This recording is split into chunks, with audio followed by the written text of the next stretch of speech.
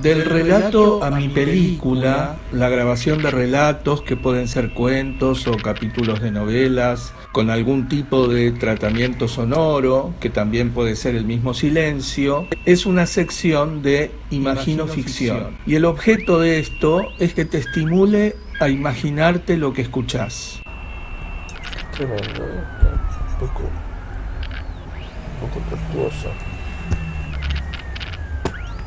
Un ejercicio muy saludable, sobre todo para que podamos desarrollar, entrenar la imaginación creativa, esa que nos hace bien, y no la imaginación tóxica que inventa realidades y nos hace muy mal.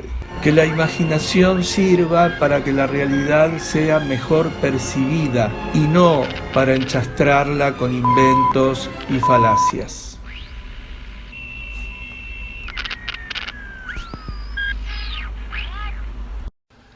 La máscara de la muerte roja, de Edgar Allan Poe, en traducción de Julio Cortázar. La muerte roja había devastado el país durante largo tiempo. Jamás una peste había sido tan fatal y tan espantosa. La sangre era su encarnación y su sello, el rojo y el horror de la sangre.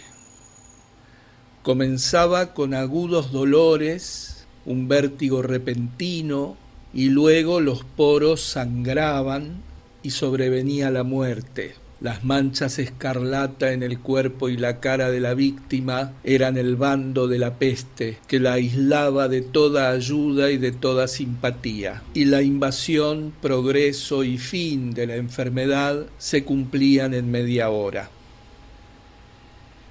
Pero el príncipe próspero era feliz, intrépido y sagaz. Cuando sus dominios quedaron semidespoblados, llamó a su lado a 1000 robustos y desaprensivos amigos de entre los caballeros y damas de su corte y se retiró con ellos al seguro encierro de una de sus abadías fortificadas. Era esta de amplia y magnífica construcción y había sido creada por el excéntrico, aunque majestuoso, gusto del príncipe.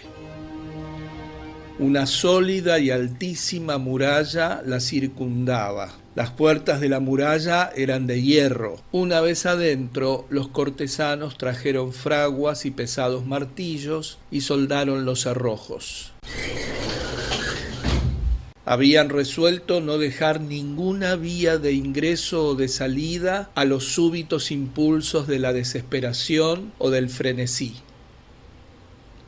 La abadía estaba ampliamente aprovisionada. Con precauciones semejantes, los cortesanos podían desafiar el contagio, que el mundo exterior se las arreglara por su cuenta. Entretanto, era una locura afligirse o meditar. El príncipe había reunido todo lo necesario para los placeres. Había bufones, improvisadores, bailarines y músicos. Había hermosura y vino. Todo eso y la seguridad estaban del lado de adentro. Afuera estaba la muerte roja. Al cumplirse el 5º o 6º mes de su reclusión y cuando la peste hacía los más terribles estragos, el príncipe próspero ofreció a sus 1000 amigos un baile de máscaras de la más insólita magnificencia. Aquella mascarada era un cuadro voluptuoso. Pero permitidme que antes os describa los salones donde se celebraba. Eran 7, una serie imperial de estancias. En la mayoría de los palacios, la sucesión de salones forma una larga galería en línea recta, pues las dobles puertas se abren hasta adosarse a las paredes, permitiendo que la vista alcance la totalidad de la galería. Pero aquí se trataba de algo muy distinto, como cabía esperar del amor del príncipe por lo extraño. Las estancias se hallaban dispuestas con tal irregularidad que la visión no podía abarcar más de una a la vez.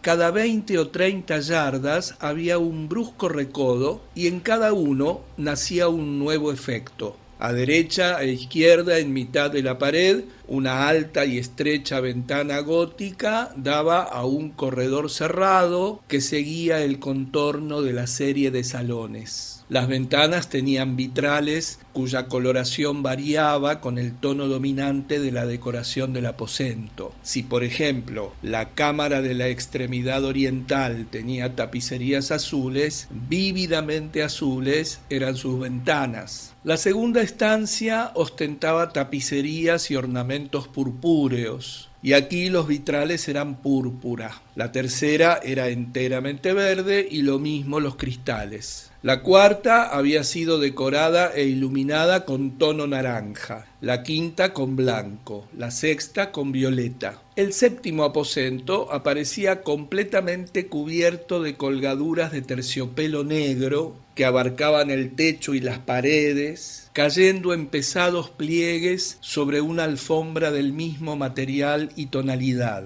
Pero en esta cámara el color de las ventanas no correspondía a la decoración. Los cristales eran escarlata, tenían un profundo color de sangre. A pesar de la profusión de ornamentos de oro que aparecían aquí y allá o colgaban de los techos, en aquellas 7 estancias no había lámparas ni candelabros. Las cámaras no estaban iluminadas con bujías o arañas, pero en los corredores paralelos a la galería y opuestos a cada ventana se alzaban pesados trípodes que sostenían un ígneo brasero cuyos rayos proyectábanse a través de los cristales teñidos e iluminaban brillantemente cada estancia. Producían en esa forma multitud de resplandores tan vivos como fantásticos. Pero en la cámara del poniente, la cámara negra, el fuego que a través de los cristales de color de sangre se derramaba sobre las sombrías colgaduras, producía un efecto terriblemente siniestro y daba una coloración tan extraña a los rostros de quienes penetraban en ella que pocos eran lo bastante audaces para poner allí los pies. En este aposento, contra la pared del poniente, se apoyaba un gigantesco reloj de ébano. Su péndulo se balanceaba con un resonar sordo, pesado, monótono, y cuando el minutero había completado su circuito y la hora iba a sonar, de las entrañas de bronce del mecanismo nacía un tañido claro y resonante, lleno de música, mas su tono y su énfasis eran tales que a cada hora los músicos de la orquesta se veían obligados a interrumpir momentáneamente su ejecución para escuchar el sonido, y las parejas danzantes cesaban por fuerza sus evoluciones. Durante un momento, en aquella alegre sociedad, reinaba el desconcierto, y mientras aún resonaban los tañidos del reloj, era posible observar que los más atolondrados palidecían y los de más edad y reflexión se pasaban la mano por la frente, como si se entregaran a una confusa meditación o a un ensueño. Pero apenas los ecos cesaban del todo, livianas risas nacían en la asamblea, los músicos se miraban entre sí, como sonriendo de su insensata nerviosidad, mientras se prometían en voz baja que el siguiente tañido del reloj no provocaría en ellos una emoción semejante. Mas, al cabo de 60 minutos, que abarcan 3.600 segundos del tiempo que huye, el reloj daba otra vez la hora y otra vez nacían el desconcierto, el temblor y la meditación. Pese a ello, la fiesta era alegre y magnífica. El príncipe tenía gustos singulares. Sus ojos se mostraban especialmente sensibles a los colores y sus efectos. Desdeñaba los caprichos de la mera moda. Sus planes eran audaces y ardientes. Sus concepciones brillaban con bárbaro esplendor. Algunos podrían haber creído que estaba loco. Sus cortesanos sentían que no era así. Era necesario oírlo, verlo lado y tocarlo para tener la seguridad de que no lo estaba. El príncipe se había ocupado personalmente de gran parte de la decoración de las 7 salas destinadas a la gran fiesta y su gusto había guiado la elección de los disfraces. Grotescos eran estos, a no dudarlo. Reinaba en ellos el brillo, el esplendor, lo picante y lo fantasmagórico, mucho de eso que más tarde habría de encontrarse en Hernaní. Veíanse figuras de arabesco, con siluetas y atuendos incongruentes. Veíanse fantasías delirantes, como las que aman los maníacos. Abundaba allí lo hermoso, lo extraño, lo licencioso, y no faltaba lo terrible y lo repelente. En verdad, en aquellas 7 cámaras se movía de un lado a otro una multitud de sueños, y aquellos sueños se contorsionaban en todas partes, cambiando de color al pasar por los aposentos y haciendo que la extraña música de la orquesta pareciera el eco de sus pasos. Mas otra vez tañe el reloj que se alza en el aposento de terciopelo. Por un momento todo queda inmóvil. Todo es silencio, salvo la voz del reloj. Los sueños están helados, rígidos en sus posturas, pero los ecos del tañido se pierden, apenas han durado un instante, y una risa ligera, a medias sofocada, flota tras ellos en su fuga. Otra vez crece la música, viven los sueños contorsionándose de aquí para allá con más alegría que nunca, coloreándose al pasar ante las ventanas por las cuales irrumpen los rayos de los trípodes. Mas en la cámara que da al oeste ninguna máscara se aventura, pues la noche avanza y una luz más roja se filtra por los cristales de color de sangre. Aterradora es la tiniebla de las colgaduras negras, y para aquel cuyo pie se pose en la sombría alfombra, brota del reloj de ébano un ahogado resonar mucho más solemne que los que alcanzan a oír las máscaras entregadas a la lejana alegría de las otras estancias. Congregábase densa multitud en estas últimas, donde afiebradamente latía el corazón de la vida. Continuaba la fiesta en su torbellino hasta el momento en que comenzaron a oírse los tañidos del reloj anunciando la medianoche. Cayó entonces la música, como ya he dicho, y las evoluciones de los que bailaban se interrumpieron, y como antes, se produjo en todo una cesación angustiosa. Mas esta vez el reloj debía tañer 12 campanadas, y quizá por eso ocurrió que los pensamientos invadieron en mayor número las meditaciones de aquellos que reflexionaban entre la multitud entregada a la fiesta. Y quizá también por eso ocurrió que antes de que los últimos ecos del carrillón se hubieran hundido en el silencio, muchos de los concurrentes tuvieron tiempo para advertir la presencia de una figura enmascarada que hasta entonces no había llamado la atención de nadie.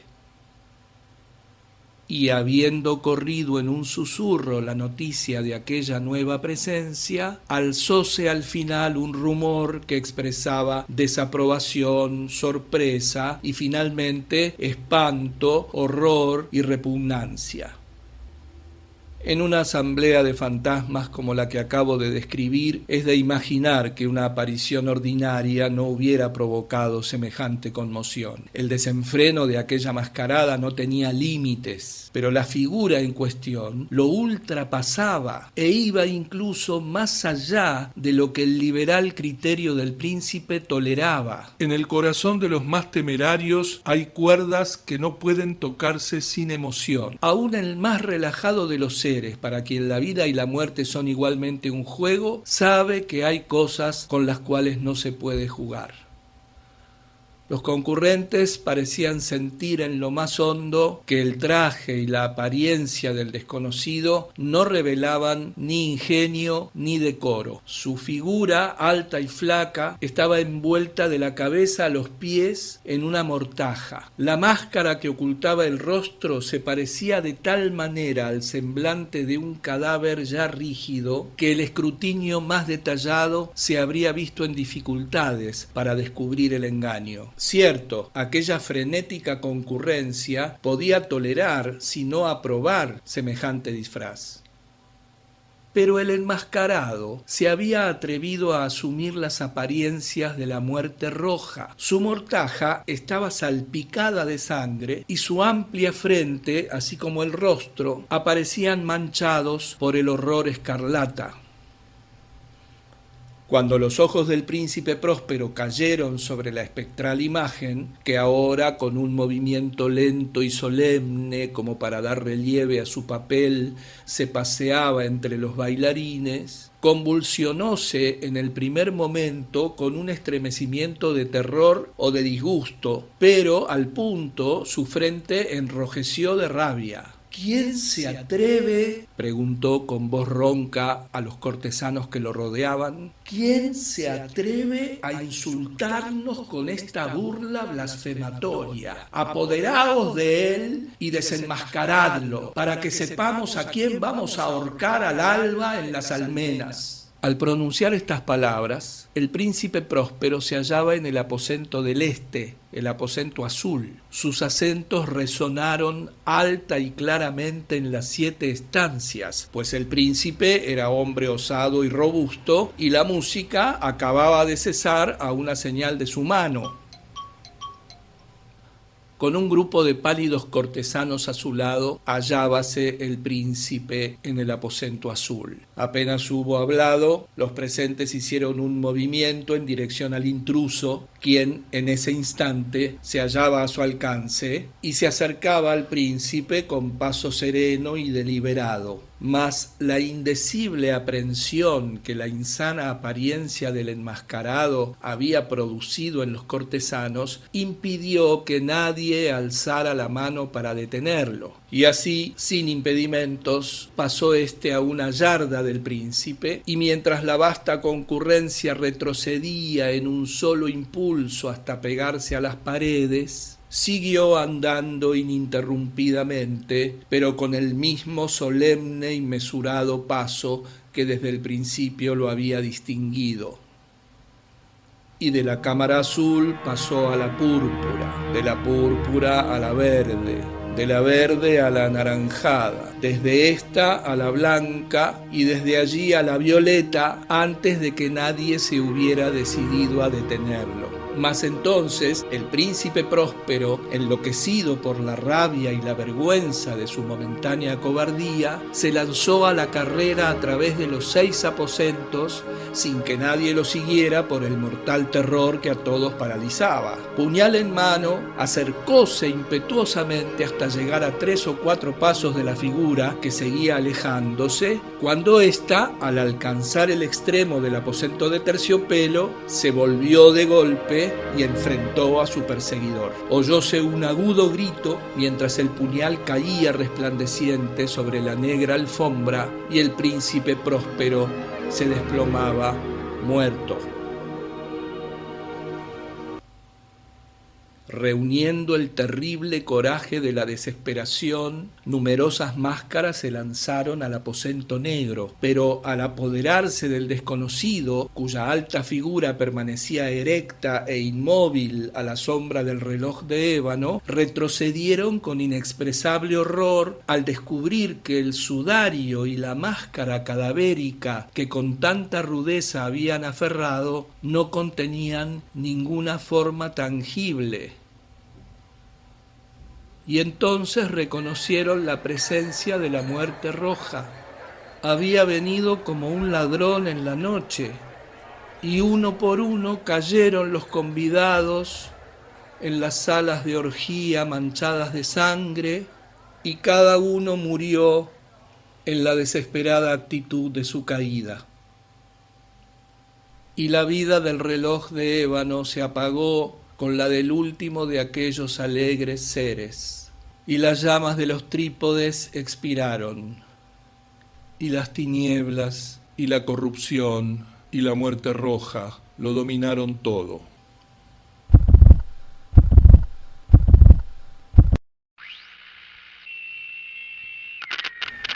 La máscara de la muerte roja, de Edgar Allan Poe, en traducción de Julio Cortázar.